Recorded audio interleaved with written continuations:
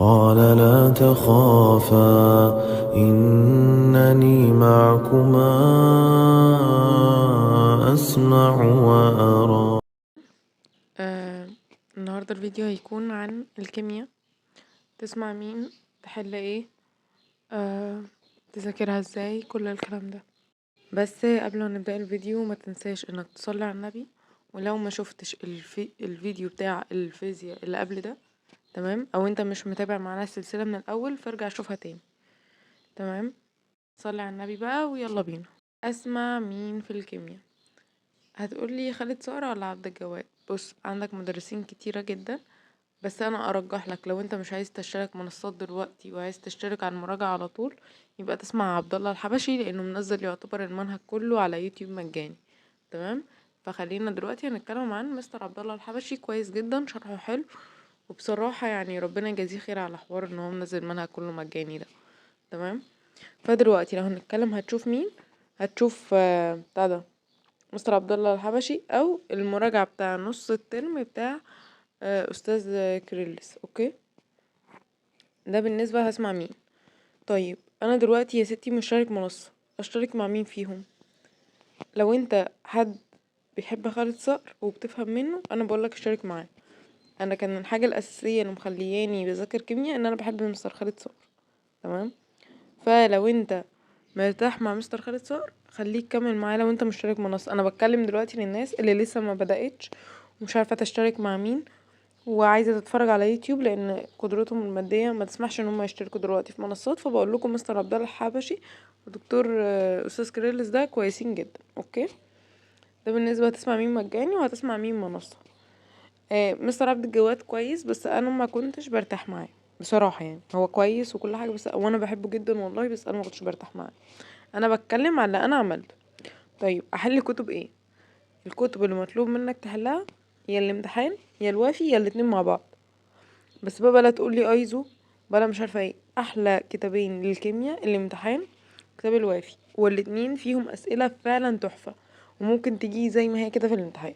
طب ايه الاقرب للامتحان، الامتحان ولا الوافي؟ الامتحان. تمام، لان كان في مدرس قال لي ان هو تبع الوزاره، فهو الاقرب لامتحانات اخر السنه. تمام، بس الاتنين حلوين. طيب احل كام كتاب في المراجعه؟ اكتفي بكتاب الامتحان او بكتاب الوافي بجانب كتاب المدرس اللي انت هتكون معاه. تمام، هتقولي طب انا دلوقتي يوتيوب يعني مش مع مدرس، هقولك اكتفي بكتاب الامتحان بس. لو انت مشترك منصة اكتفي بكتاب الامتحان مع المدرس برضو اللي انت معاه. تمام. طيب الكيمياء اصلا اذاكرها ازاي؟ انا بذاكر وفاهم المنهج بس ما حلتش من اول السنة عشان انا اصلا مش عارفة احل. اعمل ايه؟ باختصار شديد جدا هتكتب اسامي الدروس اللي انت ما حلتش عليها خالص. تمام، انت هتقسم المنهج بتاعك لثلاث حاجات: الحاجات اللي انت ما فتحتهاش، الحاجات اللي انت ذاكرتها ونسيتها، ماشي، الحاجات اللي انت ذاكرتها وما حلتش عليها.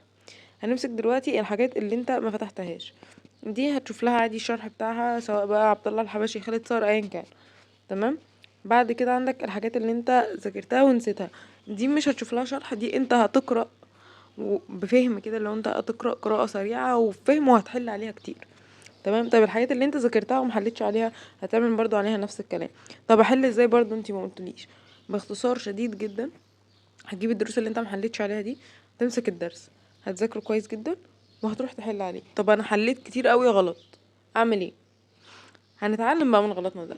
هتشوف انت مثلا دلوقتي بتحل كتاب الامتحان، هتشوف حد على يوتيوب بيحل كتاب الوافي، هتفهم الافكار وهتفهم الدنيا ماشيه ازاي. ومن كتر ما انت هتشوف ناس بتحل، انت مخك هيبدأ يستسلم ان انت تعرف تحل. هتروح راجع تاني حل الغلطات بتاعتك، وتفضل على هذا الاساس لغاية ما تلاقي نفسك متمكن، يعني تبقى مخلص كده المنهج شرح وحل، حتى لو كنت بتحل كتير غلط. تيجي بقى تحل بقى في المراجعات تلاقي نفسك ماشي زي الفل. طب امشي شرح تفصيلي ولا مراجعات؟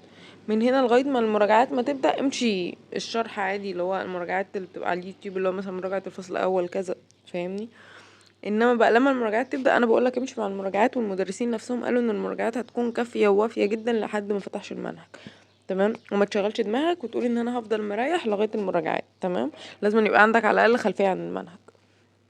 ايه تاني يا نور؟ طيب برضو ما قلتليش اذاكر الكيمياء ازاي. اول حاجه شفنا المحاضره فهمناها كويس، كتبنا النوتس بتاعتنا، هنمسك بقى الكتاب اللي احنا بنذاكر منه او الملزمه اللي احنا بنذاكر منها، هنراجع قراءة سريعة، هنكتب النوتس بتاعتنا وهنحفظ. طب هنحفظ ازاي؟ بانك تشرح لنفسك وتثبت لنفسك ان انت فاهم. تمام. بعدها هتروح حل كتير قوي، حتى لو هتحل غلط حل كتير، بس ادي لنفسك فرصة انك تفكر في السؤال. تمام، ما تتسرعش، وادي لنفسك فرصة انك تفكر في السؤال. بس مفيش حاجة تانية تعملها، هتحل كتير وتدي لنفسك درجة وتشوف حليت في قد ايه. عايزة اقولك على حاجة اخيرة، وهو انا مش بجيب لك حلول خزعبلية، انا بقول لك اللي انا مشيت بيه لوحدي، واللي خليت ناس من دفعة 24 تمشي بيه وتجيب 85% و90% وطب بشري وتمريض وكليات مختلفة. تمام.